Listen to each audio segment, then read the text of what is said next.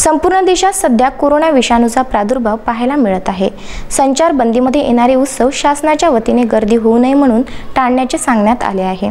या काळात रामनवमी उत्सव हा नागरिकांनी आपल्याच घरात दिवे लावून व रांगोळ्या काढून साजरा केला। नेरपिंगळईमध्ये सुद्धा हा उत्सव दिवाळीप्रमाणे साजरा करण्यात आला।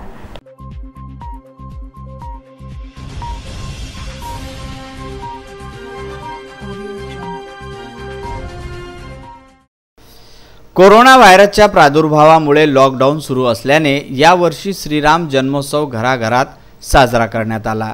या निमित्ताने सायंकाळी 7 वाजता आपल्या घरासमोर दिवे पणत्या लावण्याचे आवाहन काही सामाजिक समित्यांनी व सामाजिक कार्यकर्त्यांनी नागरिकांना केले होते।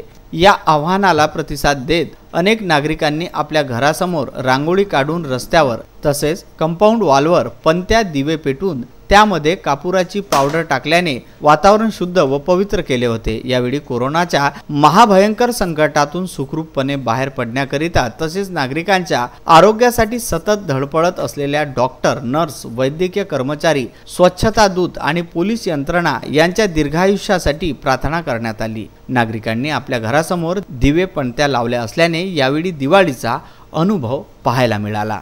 विदर्भ न्यूज करिता नेरपिंगळई येथून श्रीकृष्णम मालपे।